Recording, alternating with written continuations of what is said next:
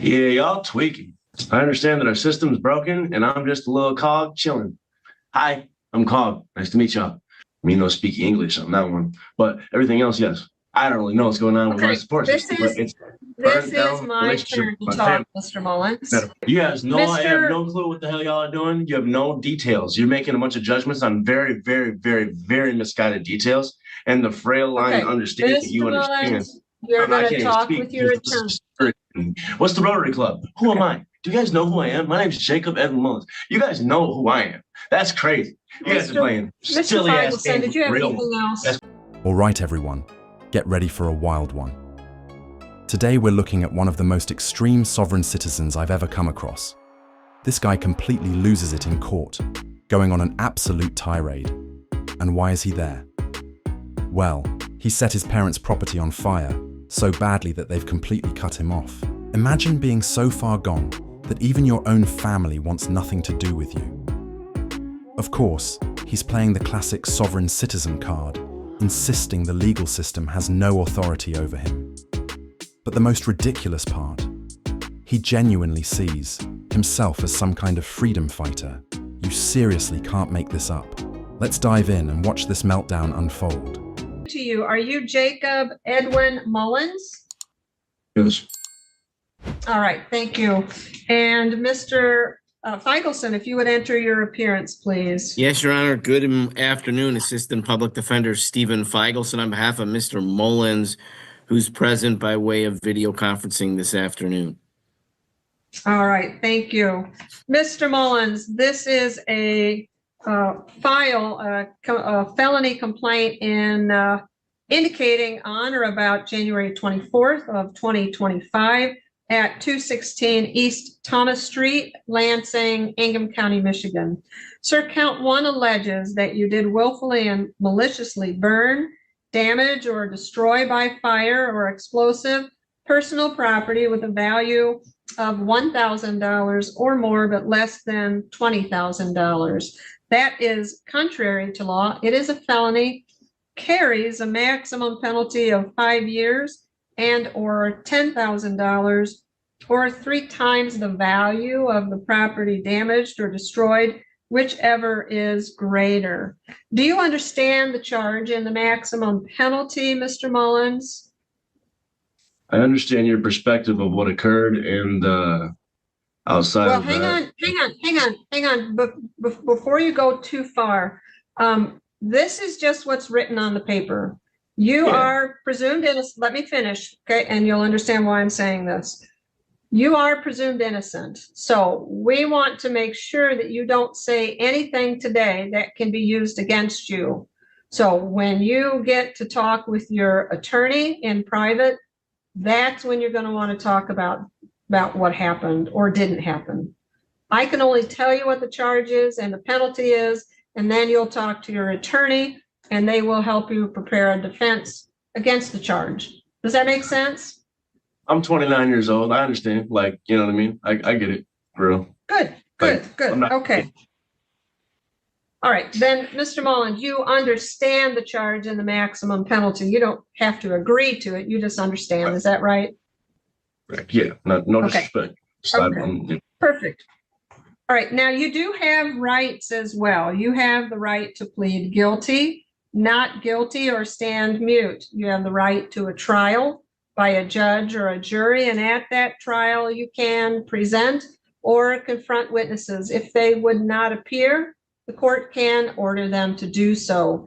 You also have the right to a lawyer, and if you cannot afford one, one can be appointed for you at court expense. Additionally, you are presumed innocent, as I said earlier, and if you are found guilty, it has to be beyond a reasonable doubt. You also have the right to remain silent. Anything you say or write can be used against you, and you always have the right to have a lawyer present with you at any time that you are questioned. Do you understand those rights, Mr. Mullins? You said read anything you say or write can be used against you? Did you say that? Yes, I did say that. Yes, sir.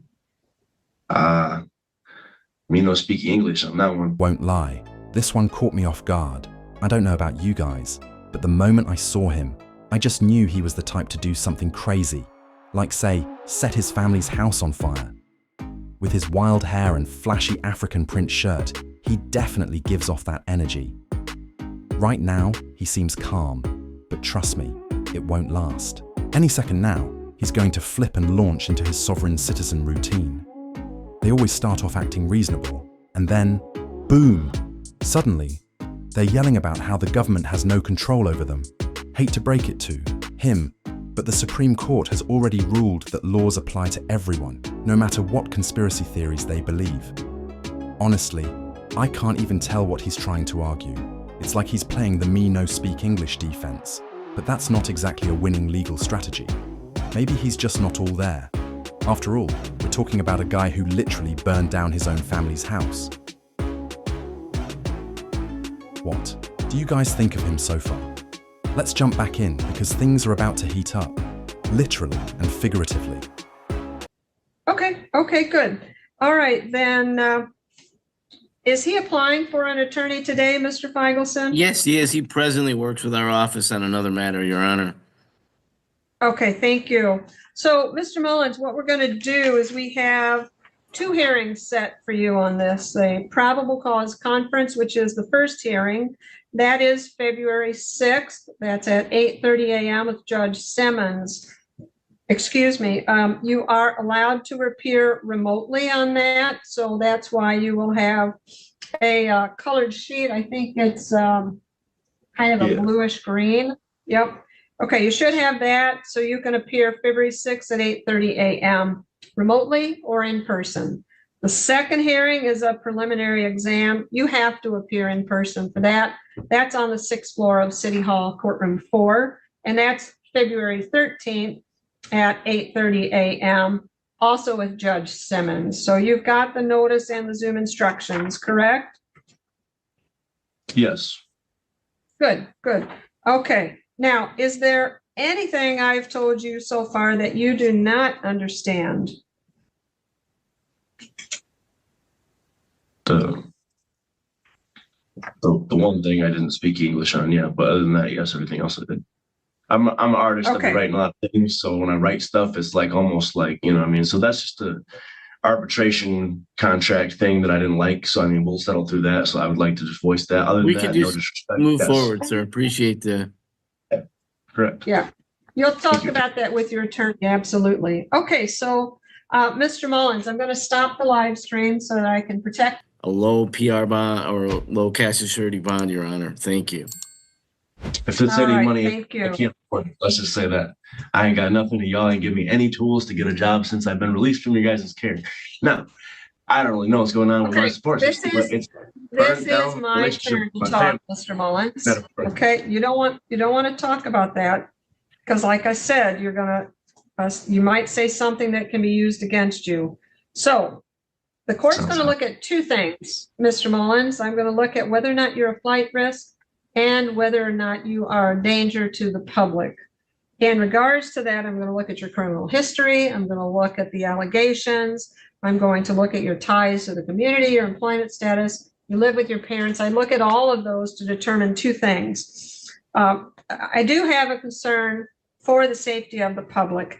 On the matter that I arraigned you on first, the arson, you are presumed innocent, but as I look at the allegations, it presents a concern to the court for the safety of you and any other individuals that reside in that location. I understand that would be Money. that would be your parents. 1995. Okay, Trust me. this is It's all right. this is my Fine. turn, sir. Okay, I so bought it, based too. on that, I'm not going to grant you a PR bond because I don't find that that is sufficient to ensure your appearance. This guy should not be getting a PR bond. Just look at his body language.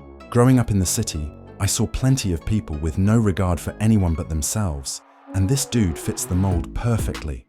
You can just tell by the way he carries himself that if he got out, there's no way he'd actually show up to court.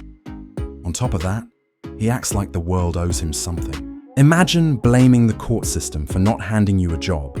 Like, maybe try applying for one yourself, buddy. Personal responsibility is a real thing. You can't just sit around waiting for opportunities to fall into your lap. the way this guy talks, you'd think the court was supposed to be his personal career coach. What do you guys think so far? I know he hasn't said much yet, but trust me, he's about to go off in a big way. Let me know if you think he's faking it, or if he's actually just that unstable. Let's dive back in and see what happens next. As protect the public, as specifically here, your parents. The court is going to set a cash surety bond on this of $10,000 to ensure your appearance. We're not done yet, sir. Okay, now, first of all, the condition of your release is do not miss any court dates and do not violate any state or local laws while you're on bond. You're not to possess, purchase, or consume any alcohol or controlled substances without a prescription, and you're not to leave the state of Michigan without permission from the court. You also are not allowed to possess or purchase any firearms, ammunition, or dangerous weapons, and you will have to report to pretrial services so that they can set up any pretrial supervision that may be necessary. That's either a phone or an in-person interview. Now, I'm also going to tell you, you cannot have any contact with Daniel Mullins and or Barbara Mullins. You cannot call, write, page, email, text, no electronic communications of any kind. You can't have anybody else contact them on your behalf, and no threatening, harassing, or molesting behavior towards them or anyone else.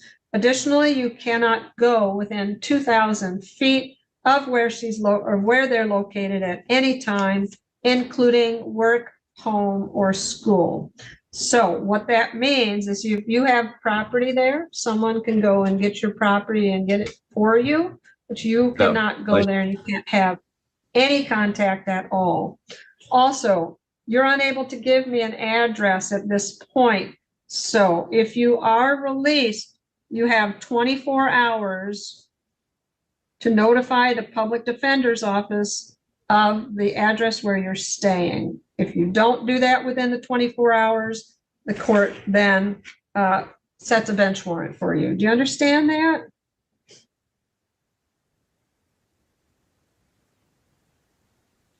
Do you understand what I'm telling you, Mr. Mullins? I understand that our system's broken and I'm just a little cog chilling. Hi, I'm Cog. Nice to meet y'all. Okay, all right, let's go over the other file then. This is, again, the 24-03520. Judge Simmons has ordered that you be remanded on that case file because you failed to appear for the probable cause conference. So you will not be released before that hearing that is to be set. Do you understand? Yeah, y'all tweaking. All right. You guys know I have no clue what the hell y'all are doing. You have no details. You're making a bunch of judgments on very, very, very, very misguided details. And the frail line understanding that you understand. You're going to talk with your attorney. What's the Rotary Club? Who am I? Do you guys know who I am? My name's Jacob Edwin Mullins. You guys know who I am. That's crazy. You guys are playing silly ass games. Did you have anything else? I do not, Your Honor. Thank you. Thank you. And I am going to order a CMH evaluation on that new file as well. All right. That's about the one good thing you've done today, and it's not your fault. You're an amazing person, I'm sure, and I'm not trying to hurt your feelings or I'm a frustrated individual. So let me just say, I'm sorry for the disrespect. I know it's not your fault necessarily, but this is just a large structure. So I'll respect to the judge, but at the end of the day, he's just another part of the system. That said, this guy has got to be mentally unstable. Between the unsettling smiles and that completely unhinged rant, something is seriously off. It's like he's trying to come across as some misunderstood genius, but in reality, he's just one giant red flag. The way he talks, the way he carries himself, it's like he's a ticking time bomb. And let's not forget the biggest warning. Sign of all, his own parents want nothing to do with him. I mean, come on, he literally burned down their property. Who does that? He clearly has zero regard for human life, let alone the law. Honestly, I think he's a danger to society and has no business walking free. I'm not buying this whole "I'm a victim of the system" act. The truth is, he destroyed his own. life, both literally and figuratively. He's full of excuses, but none of them hold up when you actually look at the facts. He acts like the court owes him something, but here's the reality. The court exists to enforce the law, not to babysit a grown man who refuses to take responsibility for his actions. But yeah, guys, I'm gonna wrap it up here. This one was pure chaos, and in my opinion, this dude is straight up unstable. I've seen people like this firsthand, so I've got a pretty good read on what's going on here. Thanks for sticking around and watching this wild video with me. Make sure to hit that like button and subscribe. I post every day. Take care, everyone.